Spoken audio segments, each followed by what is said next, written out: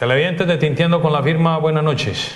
Nuestro tinto de hoy, que es de Café de los Andes, de nuestra cooperativa de caficultores de Andes, va a ser un tinto muy literario, toda vez que tenemos un invitado muy especial, quien es don Jorge Aurelio Toro Restrepo, ha sido colaborador de nuestro programa, y vamos a tocar el tema de Álvaro Mutis.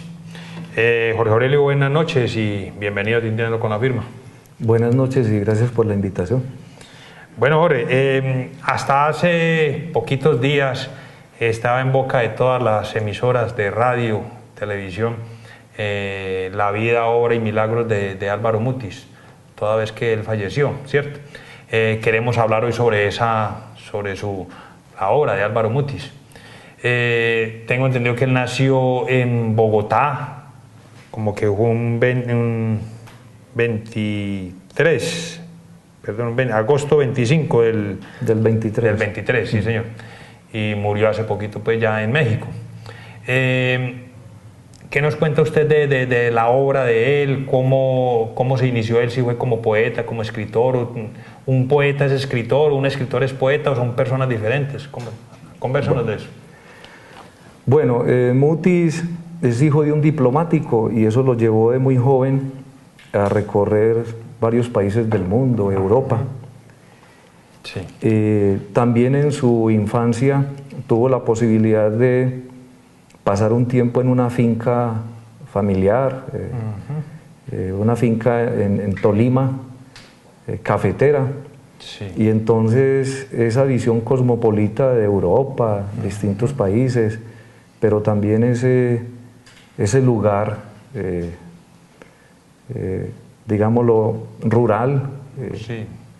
Hablaba de un pueblito llamado Coello. Coello, talló su alma y digamos que esa procedencia diplomática del papá pues le abrió muchas posibilidades, muchos caminos. Pudo estudiar finalmente en Bogotá, se forma en Bogotá y después va desarrollando lentamente, codo a codo con García Márquez, pues su carrera literaria.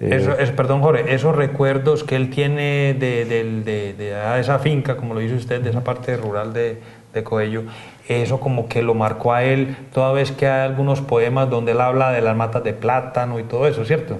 Claro. Sí. Como usted lo mencionaba antes del programa, Juan Carlos, en una entrevista que le hicieron en Palabra Mayor, él de una manera muy jocosa manifiesta que si se muere y llega al cielo, y el cielo no es como Coello, su pueblo de niñez, sí. Exactamente, que inmediatamente se devuelve, ¿cierto? Sí, o sea, entonces, es algo... Claro, el paraíso para él es así, ¿cierto? Y es muy bonito que un hombre cosmopolita como fue Álvaro Mutis, para él, teniendo la posibilidad de vivir en grandes ciudades y conocer grandes ciudades, conocer muchas culturas, crea que el paraíso esté perdido en su infancia en un rinconcito de Tolima. Sí. Entonces es muy bello el café, el plátano y sobre todo el agua. El agua es fundamental en la obra, sí, de Mutis. Sí. Y por allí pasa un río muy hermoso, ¿cierto? Entonces todos estos elementos se le pegaron al alma definitivamente. Claro, ¿sí? Que sí, claro que sí. Bueno, Jorge Aurelio, usted me habla de una vida, digámoslo así, paralela a la de Gabriel García Márquez, ¿sí? Ellos que trabajaban juntos en algún periódico, ¿cómo fue eso?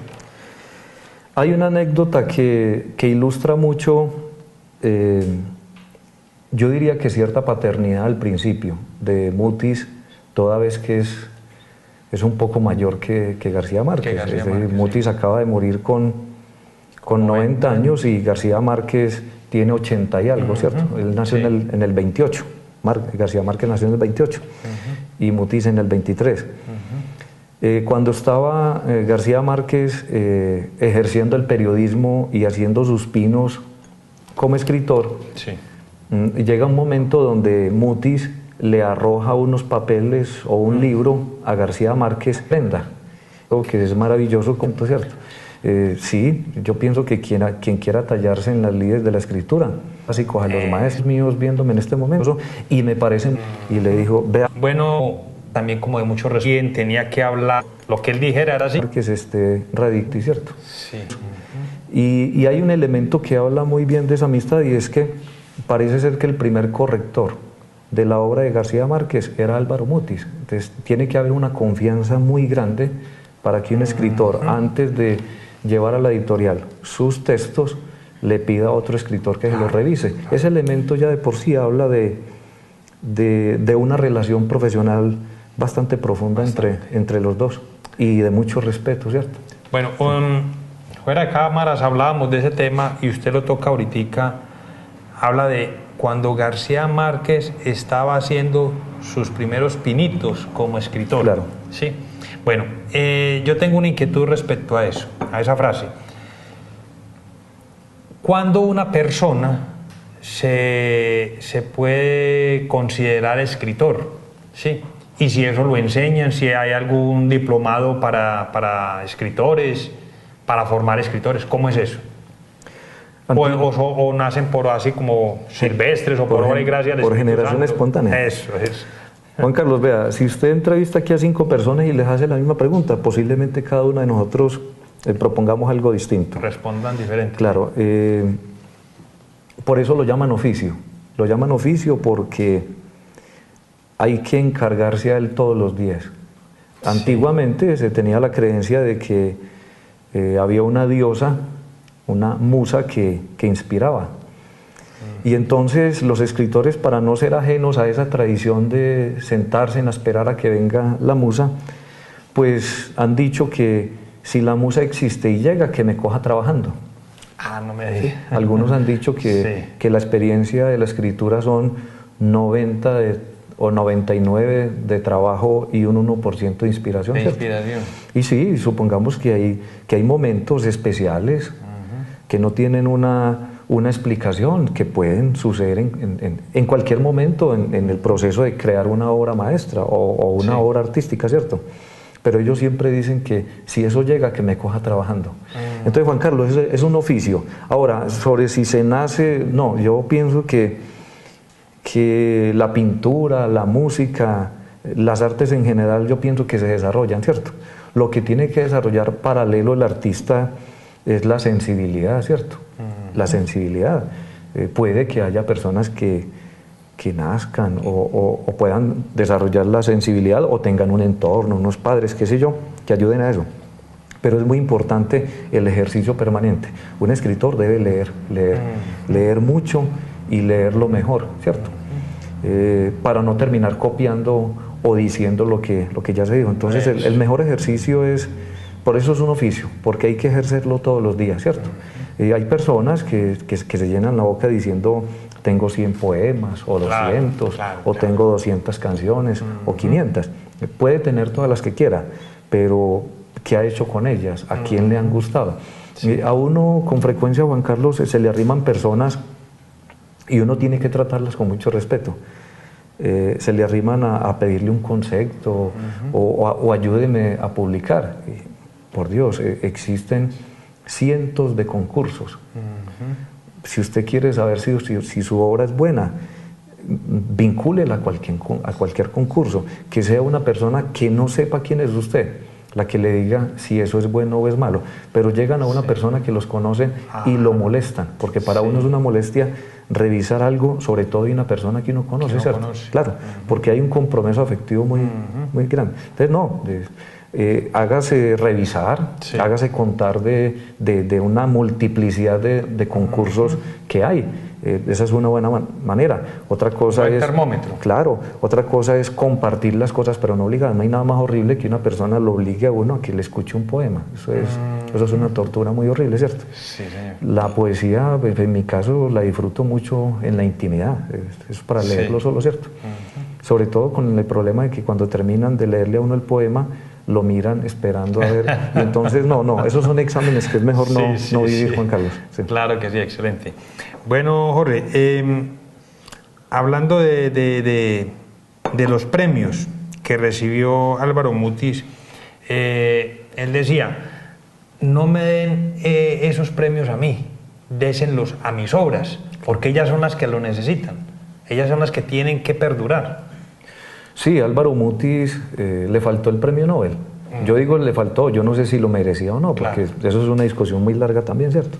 Sí. Pero tuvo los premios más prestigiosos de Colombia, de América Latina y de habla hispana. Fue merecedor del premio Cervantes, que es en lengua española el galardón más importante que un escritor puede recibir. Recibe cerca de $150.000, me parece. Claro.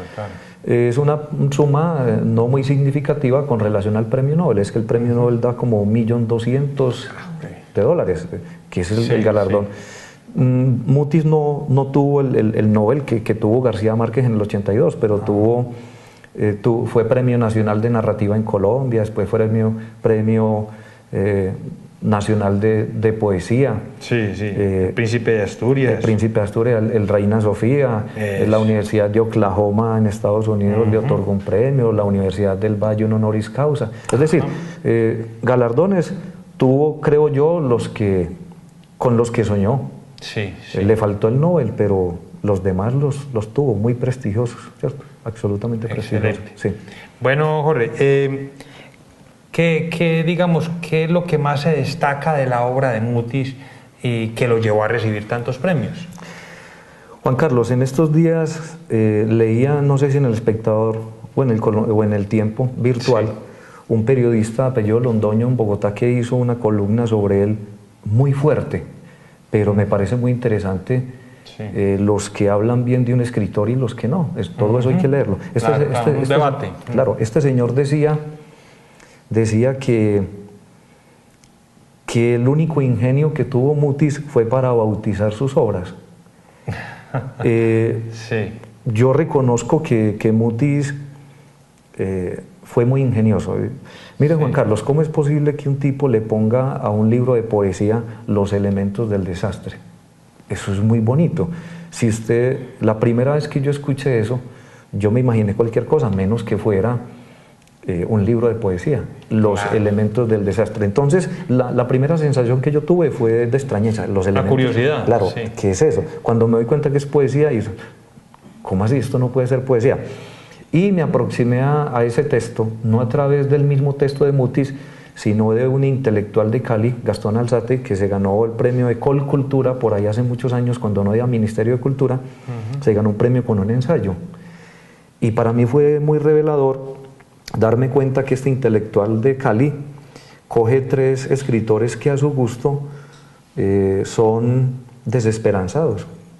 Es decir, un poquito lo que en filosofía llamaríamos el existencialismo.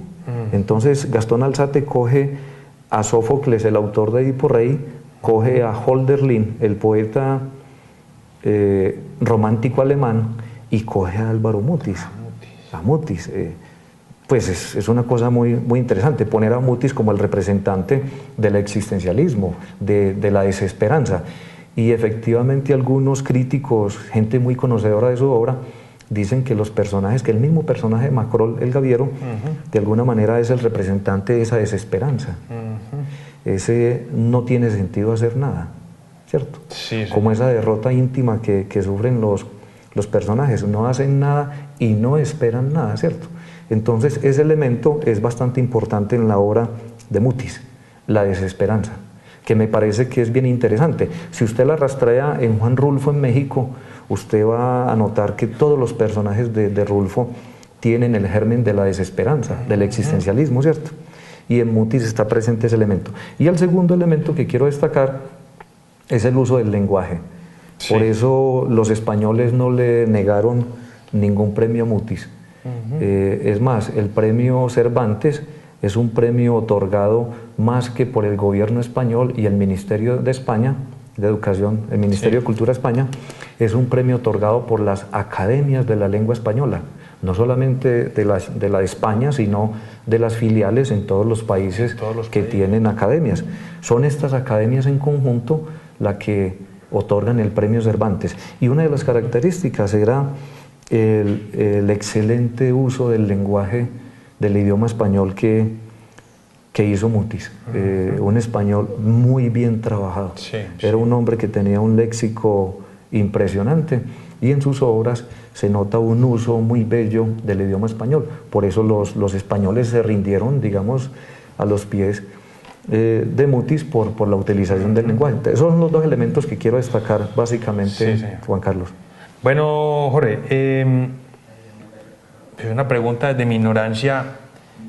¿Qué lleva a tanto escritor, que lo ve uno como plataforma para de ahí salir a otros países o inclusive para vivir ahí mismo, y es a México? ¿Qué los lleva a ellos a buscar a México? Pues estamos hablando ahorita así por encima de García Márquez y del mismo Mutis. Claro.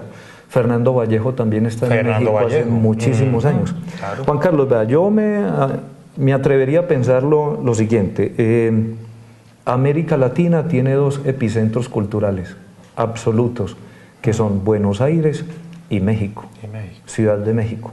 Ahí sí se puede decir de polo a polo. Sí, yo pienso que si un artista latinoamericano no está ni en Buenos Aires, Argentina, o no está en Ciudad de México, debería estar en Nueva York o en Europa, ¿cierto? Un artista.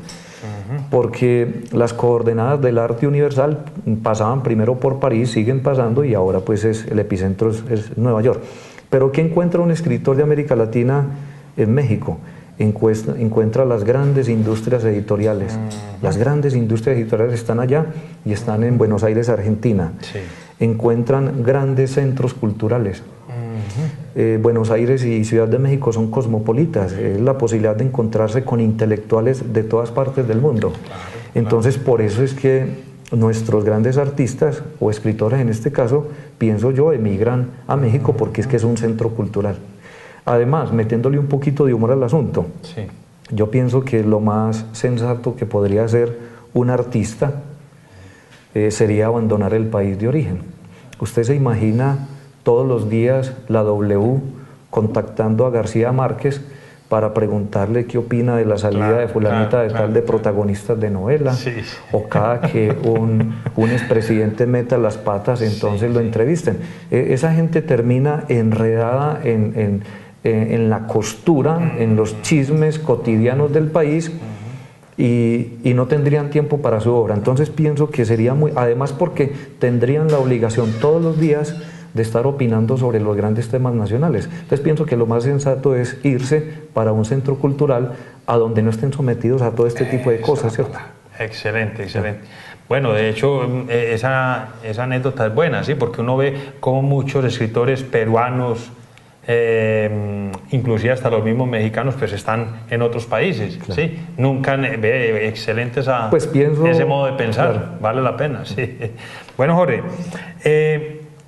se puede pensar que muchas obras, que igual así ha pasado con muchos artistas, cantantes y todo, que después de muertos es que empiezan a volverse relevantes ciertas canciones, cierta literatura, ciertos poemas de ellos que nunca salieron a la luz pública. ¿De Mutis de pronto habrá algo por ahí escondido? Juan Carlos, o se mueren definitivamente. Porque ha habido artistas que han sido maestros en la difusión de su obra, y muertos ellos mueren con su obra. O escritores como Aurelio Arturo, que en vida ejerció un oficio anodino en una oficina común y corriente, y casi que en su vejez publica sus poemas. En vida no tuvo el reconocimiento, y una vez muerto reverdecieron. Es decir, muchos años después de la muerte de Aurelio Arturo, empieza a ser considerado, junto con Silva, uno de los dos más grandes poetas del país. Entonces, así como hay escritores que son difusores de su obra, la saben comercializar, manejan los medios, una vez mueren, su obra se pierde, se muere con ellos. Hay otras obras también muy curiosas que renacen. A veces llega un crítico y descubre todo ese valor y le da la difusión. Entonces puede ocurrir una cosa a la otra. Yo no sé qué tanto tenga Mutis de guardado, haya dejado guardado para publicarse, pero parece ser que su obra fue suficiente, los reconocimientos obtenidos también. Ahí quedan sus personajes. Sus personajes que son una visión del mundo que él planteó a través de su obra, y sí, vamos a esperar a ver qué pasa con la obra de este hombre, si permanece o se muere con él.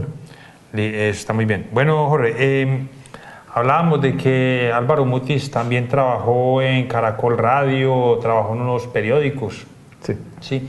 Él, por ser hijo de diplomático, él como que también tuvo nexos con algunas multinacionales, y cuéntenos esa parte de lo de la cárcel, porque tengo entendido que él estuvo preso. Juan Carlos, la primera obra de Mutis que yo leí hace muchísimos años se llama Diario de Lecumberri. Lecumberri es una prisión muy famosa en México, Lecumberri. Mutis fue relacionista público de una multinacional, la Exxon, ¿cierto? Sí, sí. Fue relacionista público, y como relacionista público manejaba un presupuesto muy importante dentro de la compañía. Sí. Parece ser que por auxiliar a unos amigos destinó mal unos dineros de la compañía, y parece ser que en ese momento tenía problemas políticos con alguien, y esa persona aprovechó esa coyuntura y empezó una persecución que lo llevó a él a irse para México, a huir a México, y allá fue apresado y estuvo en el año 59, estuvo durante 15 meses en la prisión de Lecumberri. Es un texto muy bello porque es el testimonio de él como escritor de la cotidianidad de ese tiempo vivido en la cárcel de Lecumberri. Es un texto, es una crónica, es un texto testimonial bastante interesante.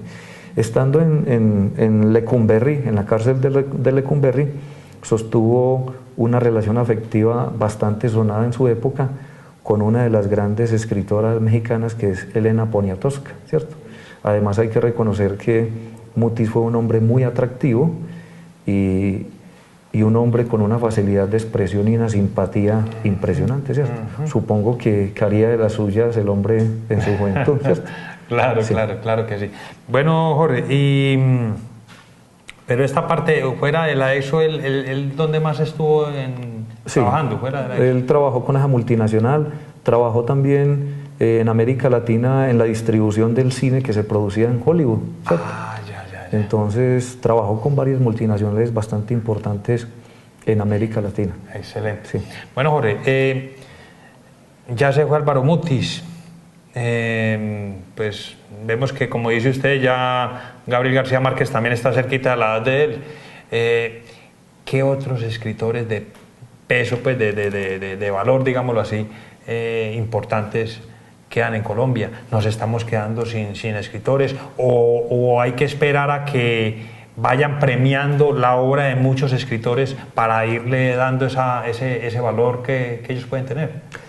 A ver, no, escritores hemos perdido a otros porque de pronto en literatura nos puede ocurrir un poquito lo que le ocurrió a la Selección Colombia cuando estaba al pie de Valderrama, ¿cierto? Que todos los números 6 que habían en el país se opacaron porque solamente se supo del pibe, ¿cierto? Un poquito lo que le ocurrió al autor de Altazor con Neruda, ¿cierto? Que Neruda fue una estrella tan grande que los demás no vieron a otros escritores que tenía Chile, inclusive otros posteriores, que uno, Roberto Bolaños,